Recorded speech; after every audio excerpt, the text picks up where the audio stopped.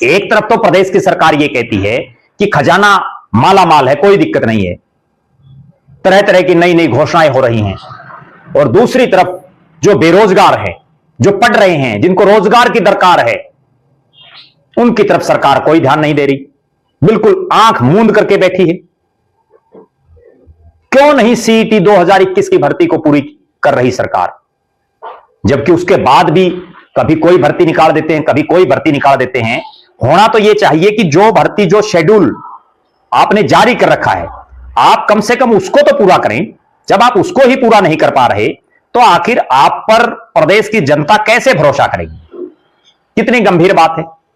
और मेरे पास जो सूचना है, मेरे कोई अभ्यर्थियों में से किसी ने बताया कि उन्होंने जो अभी विधानसभा का सत्र चल रहा था, जिसमें गोबर पीने से लेकर के और पता नहीं क्या क्या बातें चली, कितने चुटकुले और कितनी शेरो शायरी चली, उन्होंने प्रदेश के एक विधायक को से भी यह दरखास्त की कि हमारी बात आप प्रदेश की विधानसभा में उठाना, लेकिन उन विधायक जी ने भी कोई बात नहीं उठाई। अगर ये चुटकुले और शेरो शायरी की बजाय पक्ष और विपक्ष के नेता, क्योंकि जो 90 के 90 विधायक हैं उनके हलके से ही ये बच्चे हैं, ये कहीं कोई बाहर के नहीं हैं, और जब आप इन बच्चों की बात नहीं उठा सकते तो फिर आप तो केवल मौज लेने के लिए या केवल ऐशो आराम के लिए विधानसभा का चुनाव आपने लड़ा और आप विधानसभा में पहुंचे, आप जनता की आवाज तो उठा ही नहीं रही।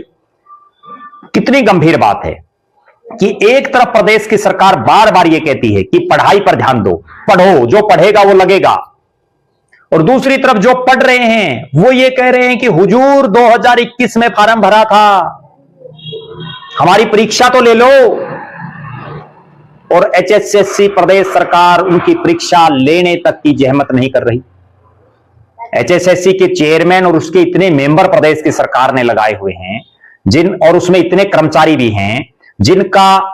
तनख्वाह से लेकर के, जिनके भत्ते से लेकर के, जिनके सुख सुविधाओं पर जो खर्चा लग रहा है वो प्रदेश की जनता के टैक्स का पैसा है। और जो ये बच्चे, जैसा इन्होंने बताया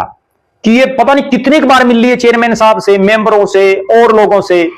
कोई नहीं सुन रहा इनकी।